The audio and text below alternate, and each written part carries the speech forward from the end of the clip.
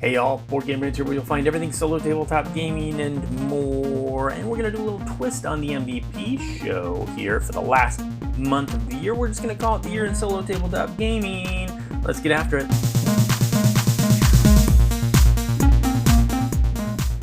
So it's the last day of the year here. By the time we're watching this, Happy New Year. And whew, glad that's over with. Don't get ahead of myself. It's not over yet. But hopefully I have a nice, safe, or had a nice, safe New Year's Eve. And here we go. Gonna do things a little differently here. And because if I tell you all the games that I played for December, it's gonna be a little bit of a spoiler. So because I had to kind of go back and revisit some games just to sort of get to know how I feel about them for my up and coming top 10 solo games of the year list. So what I'm going to do is go over briefly what I played this past month. Then I'm going to talk, we're going to talk about all the games that I played. I'm going to sum it all up here. And that way, too, it can be a good reference so that anybody who, when I eventually do put out my top 10, you can see what I'm basing that list on. Of course, it can only be on games that I played in 2020. Not necessarily new ones that just came out in 2020 or etc. Yeah, anyway, so this should be a good reference too. You can kind of see, oh, okay, well, based on all these games that I played, let's get to it. So, first of all, for the month of December, got 59 plays in across 11 different games. And so a few of those I've already done reviews for. So Circadian's First Light, I played 3 more times. Roll for the Galaxy, I played 23 freaking times. Solo fan-made variant, did a review on that. Newton, 7 plays of that. Did a full review on that. You can check that out. The only one that I haven't, that I played a few times and I haven't, it's newer, is Bonfire. I picked up Bonfire. I don't have a lot of Stefan Feld games, but I picked up Bonfire, got 3 plays of that in, and the jury's still out. It has an official solo variant. It's one of the reasons why I picked it up, and probably why I haven't picked up a lot of other Stefan Feld games. I've only played, really, Castles of Burgundy. I played, I think all 3 versions. Isn't there a card game, and a roll and write, and then the board game? Well, and then there's a newer board game, I think, or version that came out that has an official solo variant. Anyway, but I was happy with some of the fan-made ones. But Bonfire, going back to that, it's just not, you think Stefan Feld, you think point salad. And when I'm playing Castles of Burgundy and the other one that I played is Trajan. I mean, it's just like, oh, so this is what point salad means. It's just like these are the definitions of a point salad game. I haven't played most of all. He has a ton of games. I haven't played most of them. But Bonfire is not a point salad game. It's just a Euro game. I guess I'm, and it's really flashy looking. And if I didn't know that Stefan Feld designed the game, I would have never guessed it. So I don't really know what to think about it yet, because I was kind of looking forward to that point salad thing that he does, and he didn't do it. So anyway, got 3 plays of that in, and I'll be talking more about that. I'm sure I'll put up a review on that. But as you know, I like to get at least 5-6 plays in, closer to 10 usually before I make any kind of verdict. But moving on, the other game too that I played more of with my family was The Reckoners. I played it once, I think last month with my wife, and then I got got my 2 kids. The 4 of us played The Reckoners 3 times, back to back, just bam, bam, bam. Fun, just good freaking fun co-op deliciousness. And it's beautiful, overly produced, gorgeous looking. We actually spilled, my dog came by, whack, Pepsi can goes flying, and on our coffee table, and but fortunately everything is up in the plastic trays. So a little bit got on one of the sturdier cardboard, wiped it right off and cleaned right up. But thank goodness. I've got to take back overly produced. No, I'm glad it was, because that would have ruined some cards for sure and all sorts of stuff, because damn near half the can spilled. Anyway, so that those games that I just mentioned there made up 42 of the plays of the 59. So I got 17 in there of different games. And what's here? I played 5 other games there, but all games that I've played before this year. I was just trying to get a sense of, because I'm trying to pick this top 10 coming up. And so that sums up the month. very quickly. Now, what I'm going to do is we're going to go over everything that I played. And I'm going to throw up just a handwritten list. And, well, here, have a look at it. And I'm going to grab my sheet. There it is. So having a look at this super fancy list here. Let's start on the bottom right there. 525 plays for the year, 68-ish different games for 2020. And it's 68-ish because, yeah, some of these are standalone expansions. I don't know, so anyway, about that. If you're curious, what did I end up at last year? It was 590 total plays and 63 different games, I think, is where I came in. So a few more games this year and some less plays. I don't know, I guess kind of balances out a little more games. You have to learn. It takes up time that you would be playing games. So anyway, back to the list. Let's start at the top left. So I'll start off with kind of the fantasy adventure. I mean, this is very loosely put together. I did this pretty quick. Some of these could probably flip to a different side or, whatever. But anyways, this is with a grain of salt. But in general, some fantasy adventure games I played. Dungeon Degenerates, 1 play. Star Trek Frontiers, 6. Mage Knight, 6. Nemesis with the Aftermath and Void Eaters expansion, I got a total of 9 plays. But after 3 with the expansions, I just did the base 6 more times. Tainted Grail, 27 plays of that. Sword and Sorcery, 5. Kingdom Death Monster, 15. Now, for Tainted Grail, Kingdom Death Monster, I mean, what constitutes a play? I don't know. But I spent many hours on those. Gloom and Shadows of Killforth, 19 total plays across both those games. Assault on Doomrock, 7. Too Many Bones, 3. Splice and Dice, which is a standalone and an expansion for Too Many Bones, 7. Undertow, which is a standalone expansion for Too Many Bones, 3. The City of Kings, 5. Core Space, 17. Mistfall, 5. Gloomhaven, Jaws of the Lion, 6. So the total there is 141 plays. So that comes up to about 25% of my plays, is fantasy adventure. And there might be a little bit more here sprinkled in. Some notable ones here. Tainted Grail, 27 plays. I did a review on that, and then, as I started turning into a slog. So I have kind of a different opinion of that. I sort of lost it for that game because I got about halfway through it. I think it was chapter 7 or something, and I just was wandering around forever. And I finally gave up and started looking up, where the hell am I supposed to go? Anyway, Kingdom Death Monster is certainly a notable one there. A little foreshadowing here, I guess, as far as, some of the maybe the top picks. I don't know. Just kind of things that stand out to me. Gloom and Shadows of Killforth certainly was a standout game. The Too Many Bones, all that series there was standout stuff. Core Space. I don't hear anybody talking about Core Space. Magnificent solo game, kind of a miniatures game, and my first experience in that too, so maybe that's why I just feel so like I found something. Anyway, moving on, let's go down to Aeon's End. So here's just kind of card games. I didn't play a lot of card games. Aeon's End, 6. Dominion, 1. Spirlopolis, 1. Arkham Horror LCG, 7. The Crew, 16 plays of that, but it wasn't 16 hands. It was like some hands sessions. I don't know. We spent a lot of time playing The Crew. Oh My Goods with the expansions. There's 2 expansions that allow you to play solo. Got 8 plays of that in. Universal Rule, 7 plays of that. So a total of 46 plays for these card games. And probably the most notable one here is The Crew, The Search for Planet 9. That's that co-op trick-taking game. It became, everyone's talking about that one. Great game, not a solo game, but a real standout game. I have kickstarted Agropolis, which I only got 1 play of Spirlopolis, my favorite little tiny card game ever. But I kickstarted, I think it's my only Kickstarter for next year that that I kickstarted this year that I'm expecting next year. I stopped kickstarting games, basically, you've heard the reasons. Anyway, moving on. So that was card games, 46 plays of card games. Now, at the top of the center, we have sort of just various games. Street Masters, 1. Isle of Cats, 12. Dawn of the Zeds, 11. Space Alert 3. Leaving Earth, 7.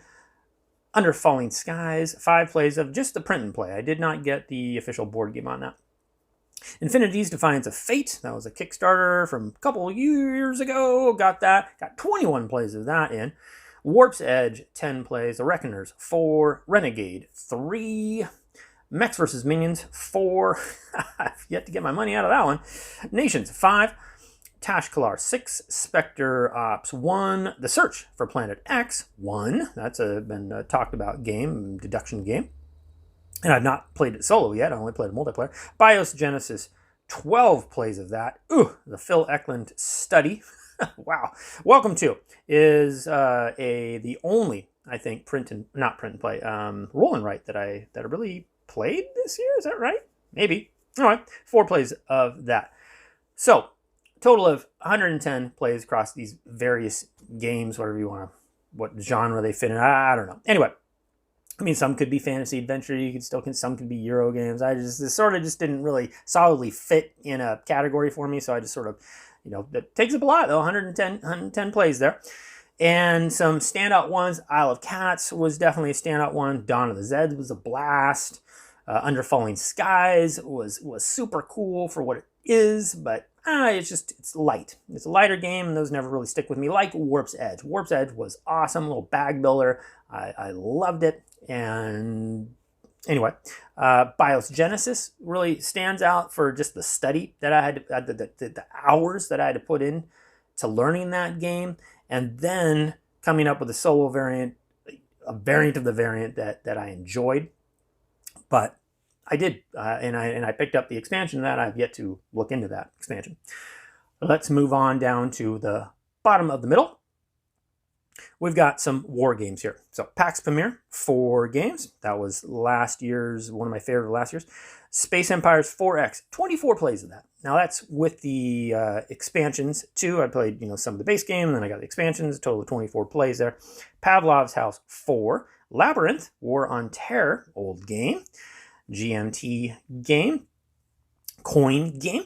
Got 5 plays of that. Scythe, oldie but goodie there. I don't know, it's an oldie. 7 plays of that. And Root with the Clockwork expansion, which allows you to play it solo. Well, I mean, you can play it solo before, kind of. 6 plays of that. So, total of 50 plays on the war games there. And the most notable one there for me is Space Empires 4X. Root with the Clockwork expansion was awesome because they did the Better Bot project and Fanmade, and then the designers decided to make it official, and I think it was an awesome move, and I think it was just awesome to see that recognition, because these Fanmade variants are becoming those are getting better and better. You got like someone like David Turchi, who professionally makes these solo variants and just does, change the whole picture of how effective solo variants can be and how good they can be. But you've got so many creators on Board Game Geek that deserve a ton of recognition, and they're getting better too. Moving on to the top right, we've got kind of the Euros there. Okay, not all the way to the top right, but one to the left of the top right. Barrage, 6 games. Vinhos Deluxe, 5. Kanban, 3. On Mars, 22. The Gallerist, 2. A little bit of a theme there, a little bit of a Vita Lacerda theme there, would you say? Tekenyu, 10. That was the designers of Teotihuacan, teamed up again. Seastead, 5. Circadian's First Light, 9. Empires of the North, 9. Newsfjord, 9. Newton, 7 plays of that. Cooper Island, 5. Escape Plan, 6. We're back into Vita Lacerda. CO2 Second Chance, 7 plays. The Magnificent, 12. Teotihuacan, 5. Trismegistus, 3. Bonfire, 3. So, that is the, Euros. I just put that in the kind of the Euro category. 128 plays. So you add up the Euros, kind of these heavier Euros with the fantasy adventure, you've got 50% of my gameplay right there, or at least the number count.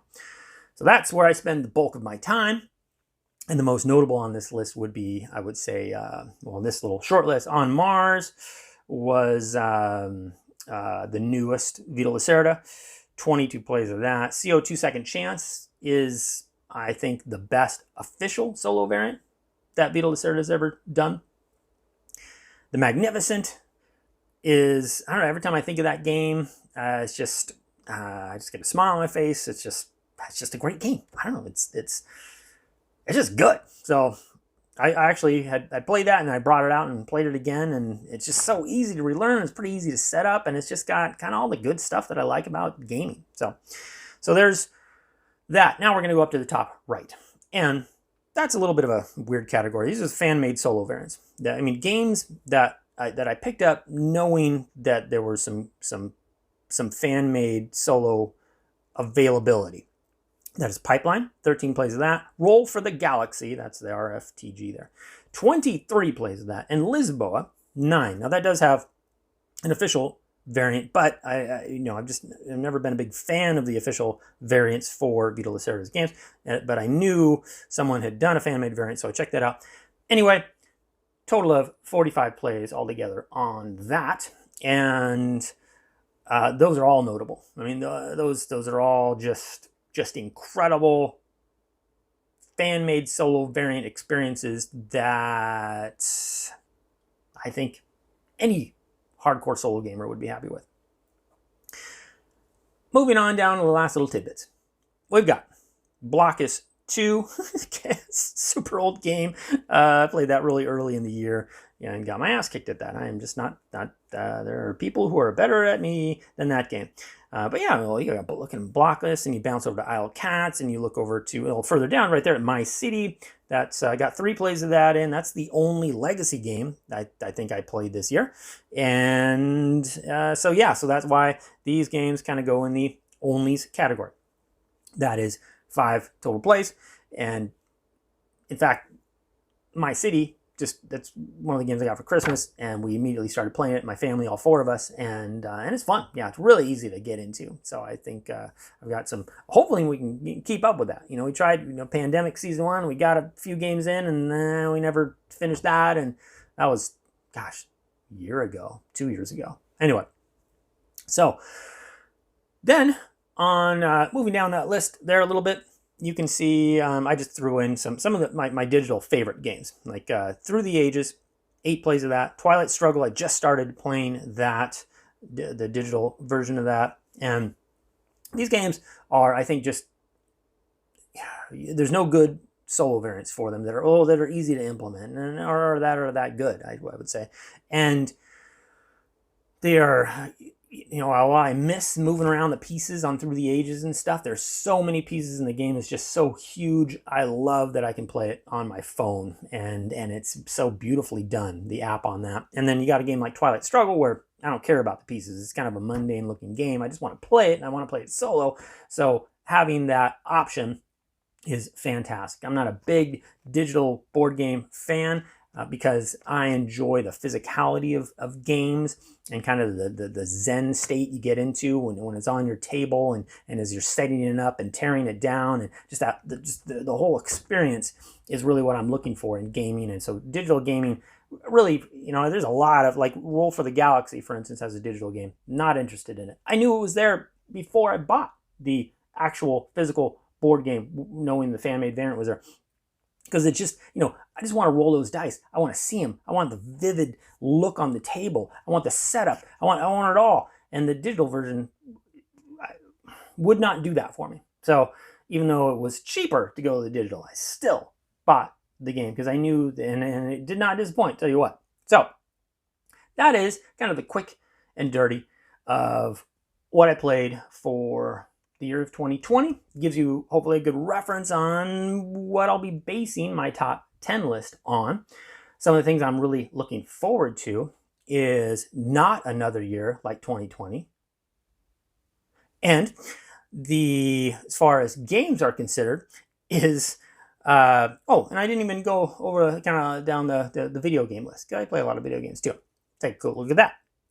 Got to Assassin's Creed Valhalla, played a lot of Frostpunk. I did not back the Kickstarter on that. Cyberpunk 2077 finally came out, picked that up. Borderlands 3, I've been playing through a lot of the expansions on that. Terraria.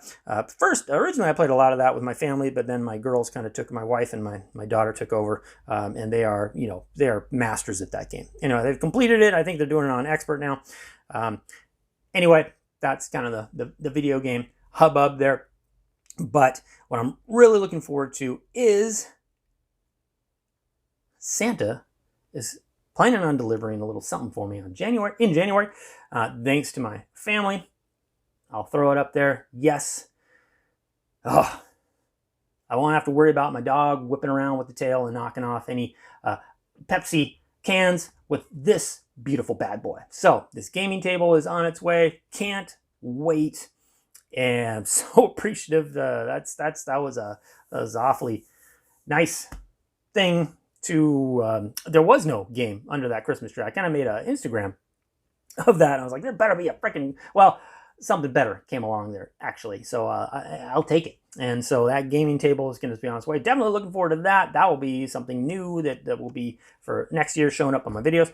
And the couple other things. There's Anachrony, the Fractures of Time, I think is what it's called. It's coming. That's finally coming. That should be here next month. I just picked up Spirit Island, Jagged Edge or Jagged something or other. I think that's it. I think that's the show. And I hope you and yours have managed to have a good holiday season given the circumstances. I know it's a little tough. I hope you continue to stay safe. I am welcoming this new year. Happy New Year to you. Thank you so much for watching, and until next time, I'm Board Game Rants, and I'm out!